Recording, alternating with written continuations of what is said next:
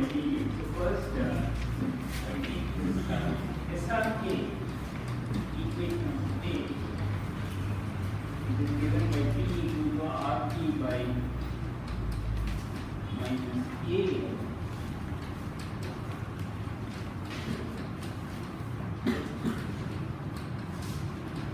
So first step is to express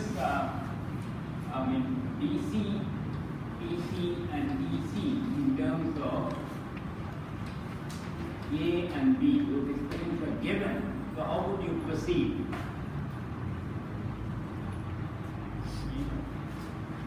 How would you proceed? Can you come to the board and chart the process? Everything is at a critical point. We have to make sure that the inflection point, there is an inflection point at the critical point. So the first step is to calculate the derivative, first and second order derivatives of P with respect to B. So do that. Let's see. dP by dV.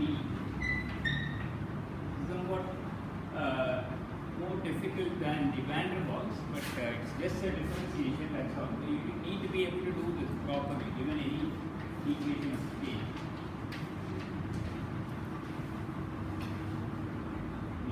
A alpha will remain as it is because this is a derivative only with respect to B. Yeah, now we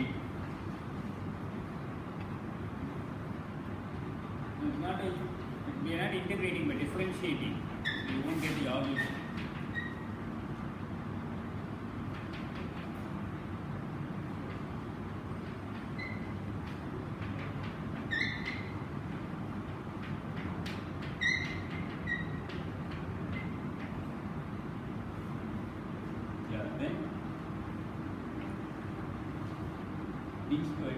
Simplified.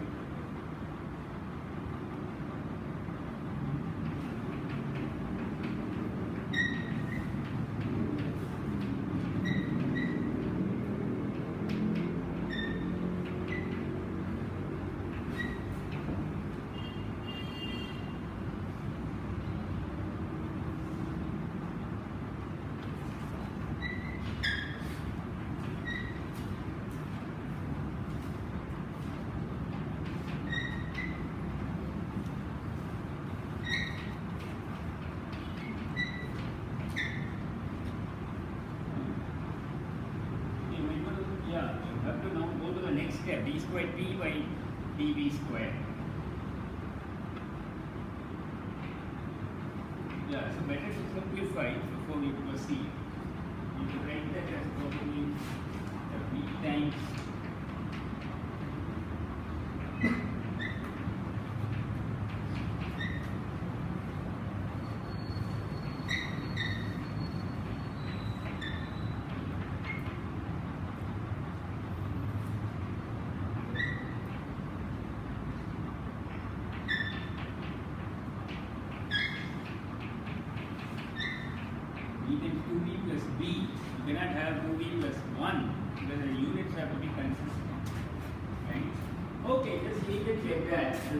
question of differentiation. The next step is going to be even more complicated. So you get another equation. So you calculate these.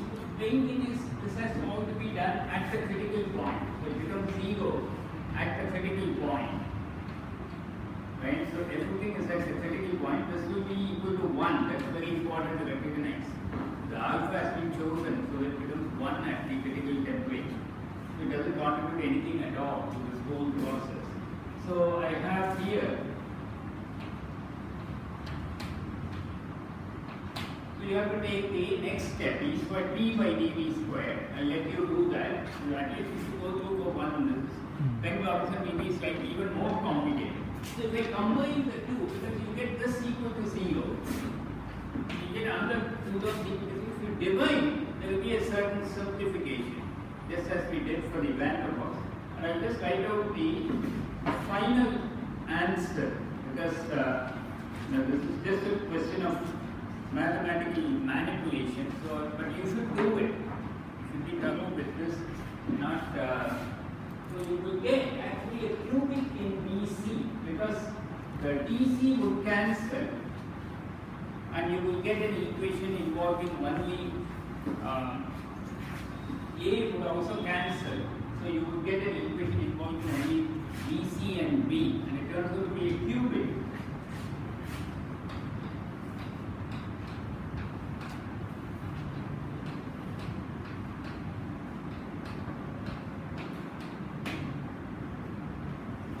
So even though it looks like it might be able to factorize it, it's not easy at all.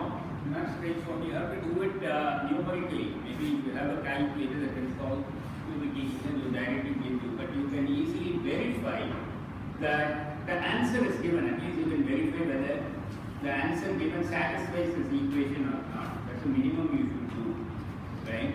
So I can, for instance, write BC as some x times b, because BC would turn out to be proportional to B. That's very clear from here, because it's you have B squared, BC, BC cubed, BC squared, and B cubed. So you can easily verify. If I do that, I will get an equation x, and I guess this one has only one real root. I probably have verified it. The other two are complex conjugate. The one real root is, so from which we get BC equal to, you can easily compare it with the van der Waals, where BC was equal to 3B, and we got it very easily there. Here it requires solving a cubic equation. My guess is for the Penn-Robinson, the volume factor here is a bit more complicated, so you'll have a tougher time getting to it, but my guess is you will again get a cubic in BC, and you get a, you can write it as BC, you get XB, and you will again get a different cubic equation in X, and you can easily verify the result BC 3.95B. So the answers are all given, they are available in the standard book. So once I have got this, then I have to substitute it to one of these equations. Let's say the one I already have. Then I can get EC. That will of course involve A and B. And then you get that is also given 0.2027 A by RB. And then once you substitute these two, both of these into BC equal to RBC by BC minus B minus. So substitute that into the equation of state itself, you will get an expression for BC. Right? So this is the first step. What we first want is BC, which is easily done in all of these cubic equations of state, is to first get BC, PC and TC, or rather BC, TC and BC. In terms of the parameters A and B, the alpha will never come into play in this. Okay. Then the next step is to express A and B, the inverse of it, which is what is practically useful. But that step depends on this. A and B in terms of either TC and BC, or TC and BC, or PC and BC.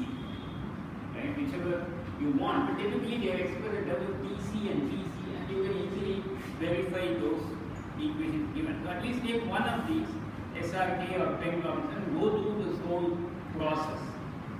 Right? Or you can do it, this is going to be easier for the next equation state that is given. This is Clausius equation state. That is interesting because it overcomes the difficulty of it's a 3-parameter equation of state, just like Penn-Robinson and SRK, but it has a different property. It overcomes the limitation, as you can see from the results, minus A times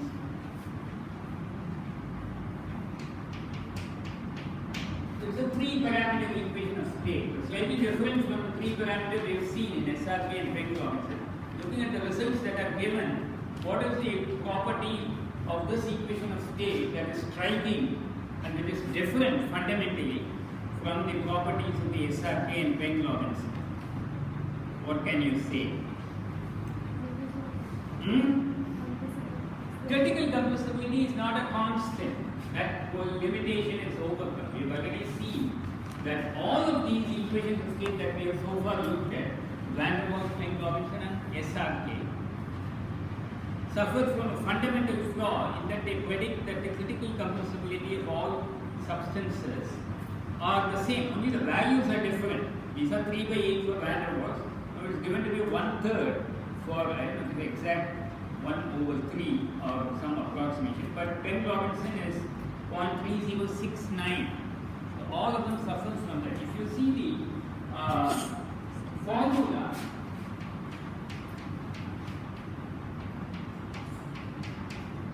for the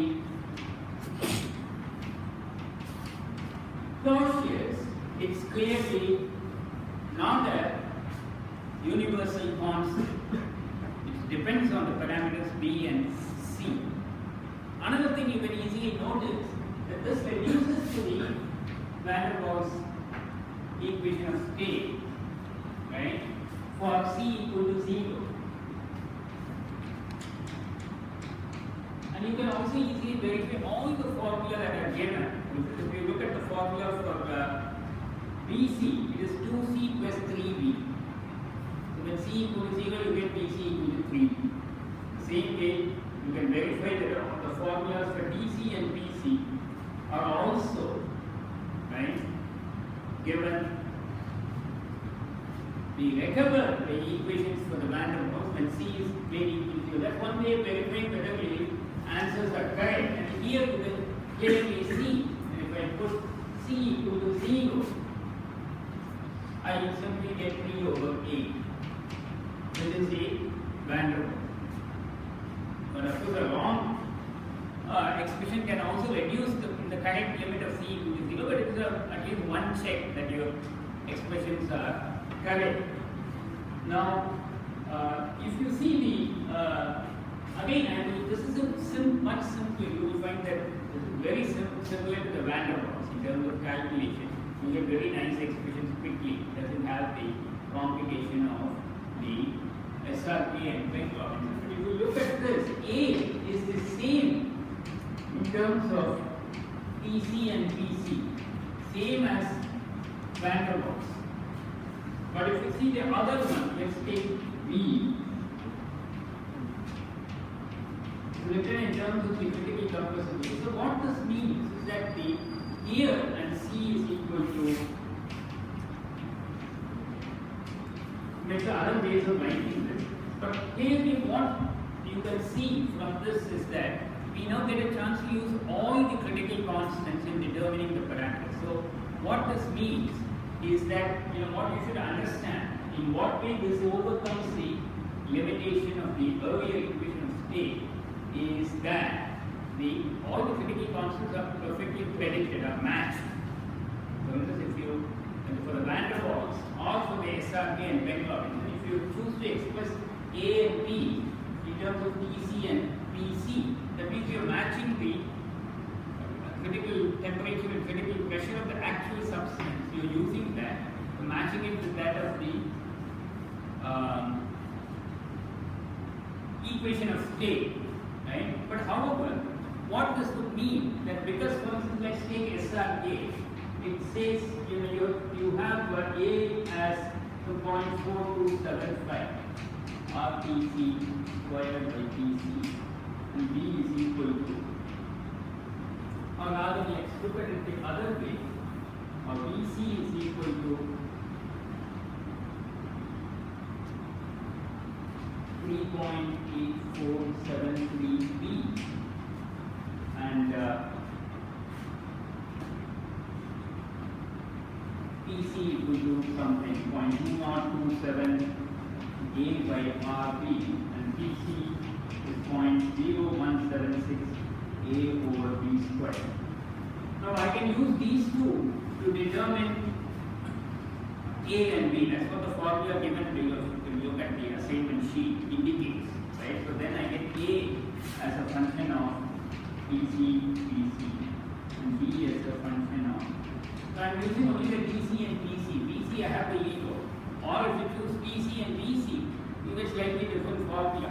What this means is that then, so I have have determined A and B. Now, what is the VC that would be predicted by the actual VC of the substance is not used at all, right? But the VC, then you have to compare what is the prediction, how does it compare with actual VC, and you will see it is different, because in fact the SRK predicts that the critical compressibility is a constant, and at 0.33, which is not found to be true. So you can very safely assume that the VC that the SRK would predict would be different from the VC for the actual equation. That limitation is avoided because we are using all the three constants. Here, convenience I have written it in terms of ZC. You can convert it to VC by RTC. It's not a constant, right?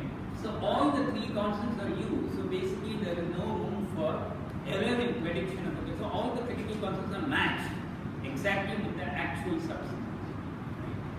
Now you can further augment this by introducing another, because this gives additional room to additional parameter it can give, so that you can fit, let's say, the saturation pressure data and so on more accurately with that of the actual substance.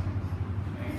So it gives additional, you can introduce, then it becomes a 4-parameter equation of this with a temperature dependent factor coming in, much like the SRK and PR. But the point is there are many other 4 parameters, 6, 7 parameters introduced. By introducing additional fitting constants in the temperature dependence, all those will have the same limitations as the Peng-Robinson and SRK. So what is often when you look at Sandier, he also talks about 4-parameter equation of state based on the Peng-Robinson, but he keeps the form of the Peng-Robinson same. He just introduces additional parameters in the alpha.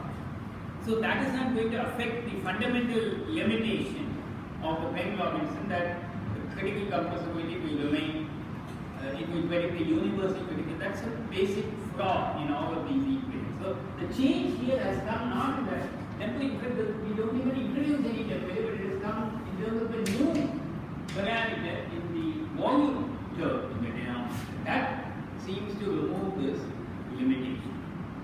That can be the other equations which modify this along the lines of the Peng-Robinson, introduce the quantity B also in the denominator. That also you can show that that will also have the same property, namely non-constant critical compressibility. Are there any questions? The significance of it. One is to get to the results that I think I will let you do it. Again, you have to make dB by dB, d squared, d by dB squared, and you can verify whether you are able to get these results. You get much simpler than for the SRK and Peng-Robinson. Another is to understand the significance of this. You keep on adding parameters here and there. You should know what are the limitations and how this limitation can be overcome, and why we should overcome.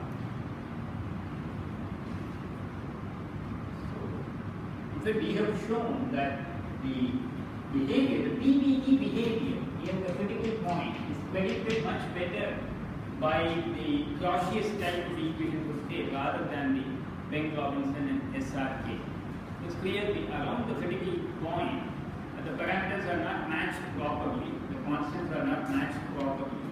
So this we have seen that this feature of non-constant critical compressibility is very important in determining the PBE. One is the saturation pressure and vaporization entropies and so on. Another is what is the volume at a given temperature and pressure. That is a fundamental predictive capability of any equation of state at test, right? So it is possible, we have shown that these equation of state which have a non-constant critical compressibility do these predictions better in the so-called supercritical region. It's very important from a practical viewpoint. Now the next is the third problem. So again, getting the numerical values right, and I'll skip that and go instead to the fourth problem. We will do the requirements of the third problem. So here the units and numerical values become very important. So the formulas are given. So let's take problem 1 in the next section. right? And we will also see how to calculate the parameters 3. The question 3 will address it for methane rather than all the substances that are given. If you know how to do it, the main thing is in the unit, you have to be very careful because pressure itself, basic unit is Newton per meter squared or Pascal. It's also expressed in terms of bar, it's also expressed in terms of atmosphere. So you should know the relation between these. Similarly, volume, it can be in terms of meter cube per kilogram or meter cube per kilomole or meter cube per mole or centimeter cube. So many different units are there. The conversion is, because you don't know what, you pick up a table, Smith and Vanna seems to give at least some of the, I have seen up to the 6th or 7th edition, everything is given in terms of centimeter cube per gram and so on. Right? So you should know how to convert from one units to a consistent set of units. Let's take this problem of methane undergoing a change of state from 310 Kelvin. This is a different problem. We will cover all aspects in that.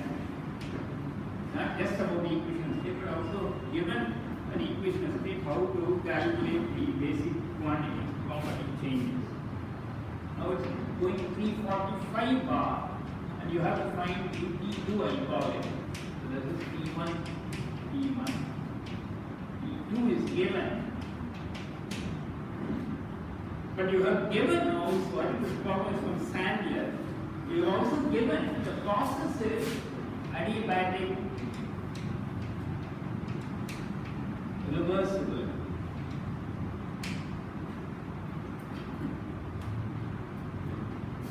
So obviously, otherwise you cannot find the temperature 2. You have to be given what kind of process or some other information needs to be given, right? So we have given that, and you have also to calculate the work per mole of methane. Both you have to calculate. First, let's take up the calculation of the temperature. So how would you go about doing it? What does it tell you? Adiabatic reversible means what quantity becomes important? Isentropic. So entropy is what you have to handle. You can take it for granted that there is no phase change between these two states. It's not given, but you have to assume. When it's not given, you can safely assume. The problem is about that, then it will, I will specify it, but I am assuming, but you can probably also verify. Looking at the phase diagram of methane, you can probably also easily verify that there is a gas and it remains a gas and there is no phase change in between. Right? So that we will assume, but you can probably verify that. So delta S is equal to 0. So now we will assume an equation of state P equal to RG by van der Waals, simplest I will take. You can do the calculation for a more complicated. So, how would you go about doing this? Delta S equal to 0 is given.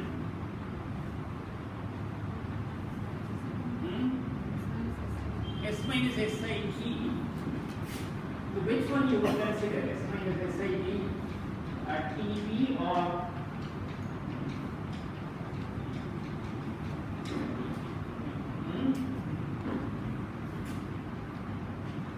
TB or DB? DB. If you use S minus SIT DB, will I get the correct answer or not? I want only to find the T2. Will I get or will I not get? The question is, do I have to use S minus SIT DB or I can use S minus SIT DB also? It doesn't matter. The final answer. Which is your answer? What is your answer? DB only you have to use. You are saying, right? Well, I will take DB and show you that it doesn't really matter what you do. What I am interested is in this. We have already seen. We follow only the actual substance. The rest we are introducing. As long as we subtract and add the same kind of terms, it doesn't matter. So basically, what we have is delta S is equal to 0. Now I can choose to express this if nothing comes in the form of departure functions. I can always choose. I can either write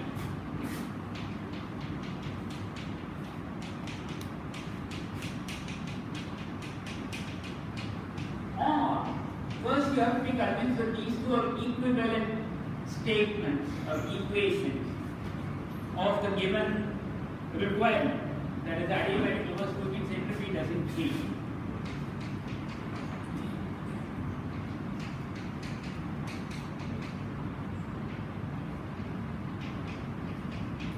The reason why I am choosing, you can prove actually that it doesn't matter. I will prove it because the expression for S minus SIGTV is just a simpler, slightly simpler, right?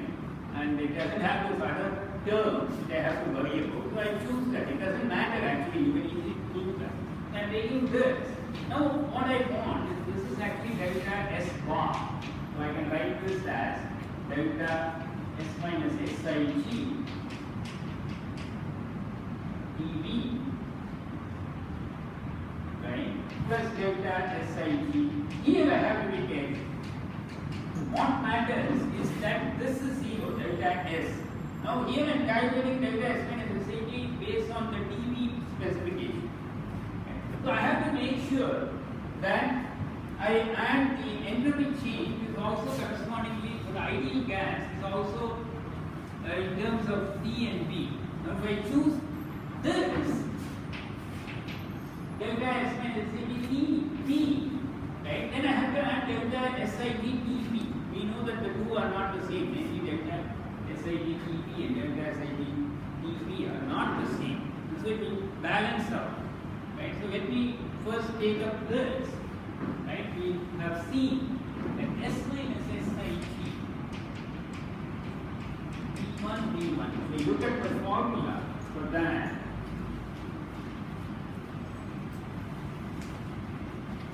So here is one instance where I can directly use the departure function formula. With infinity to V1, this is very easy to write down. It's just the departure of dP by dt. This is the dP by dt for the ideal gas, dP. So from this I can easily calculate or infer S minus SIG T2 V2 is integral infinity to V2. So this is a T2, that's very important, minus R over V dV. So now I calculate delta S. So delta S is first delta of this, so that will be integral infinity to V2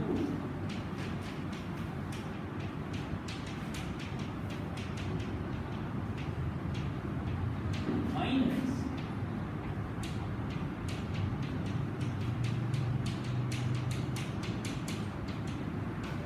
this integral. Very important to put the arguments very correctly because this is evaluated at T1 and it's not the same as that evaluated at T2. That's why it's very important that you understand the meaning of what you're writing. Just leave it as dV by dt minus R over V. It doesn't convey anything. And you can run it with errors. So this is delta S minus SIG. Now, delta SIG is what I have to write. Right? That I know is plus. Right? What is delta SIG in terms of dV? Right? So that is SIG at T2 T2 minus SIG. We have already calculated this, right? And so this can be easily sent to be T1 to T2 dVIG by T dt, which in general can be a function of temperature, right? Minus the plus integral ds by dV, which is dV by dt. That is R over V. So R over V. So that I will just have to put here. So you can easily verify that this integral infinity to V to R over V, and I have here plus infinity to V1 R over V. That is going to give me R log V1 by V2. And here I get R log V2 by V2. So those will cancel. You have to verify, convince yourself. So the final equation can be written as delta S equal to 0 is equal to all of this. I'm not going to write everything. We actually remove this.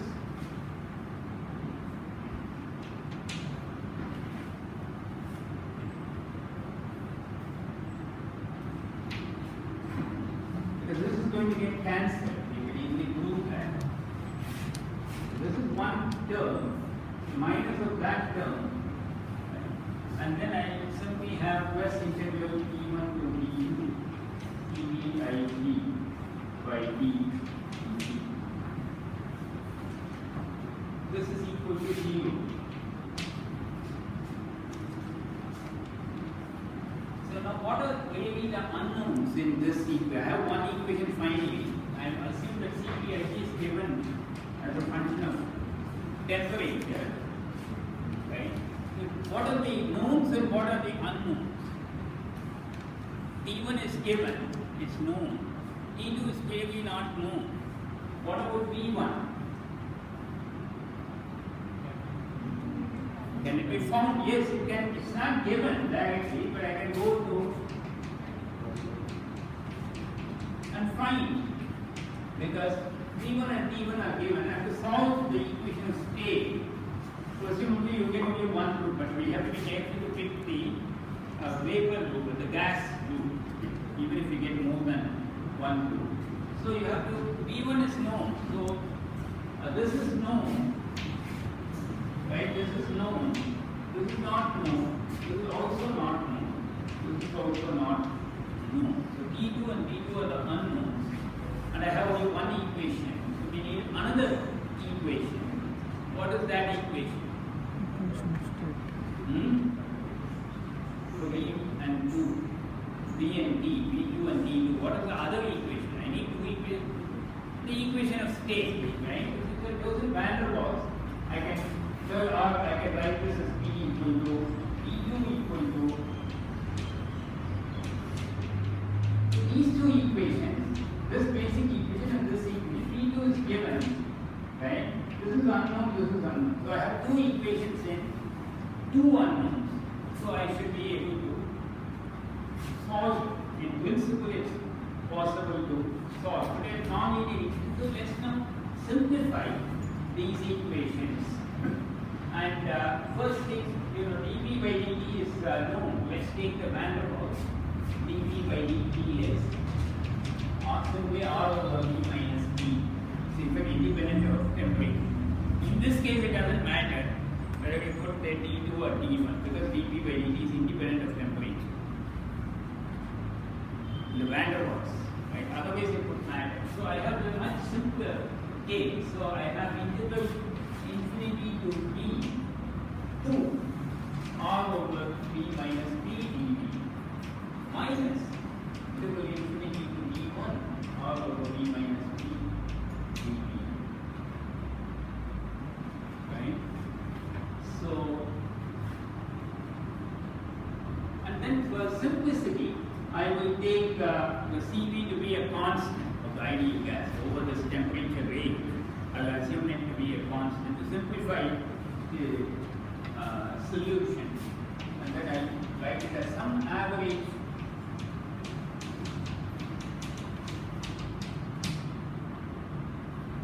this is the equation.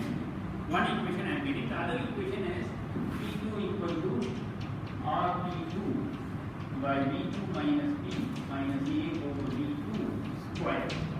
These are the two equations. This can be further simplified as R log V2 minus P by divided by V1 minus P plus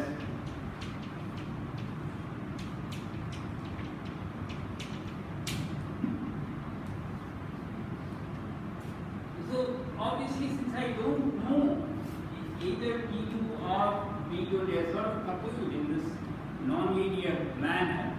One way is to do an iterative procedure. For instance, I can choose T2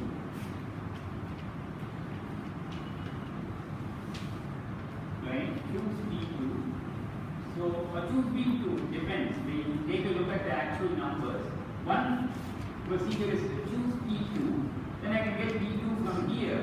So let's call these the two equations. Choose P2 and then find V2 from 1 and verify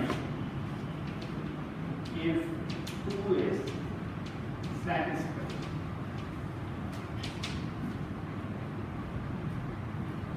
This is one way to do it.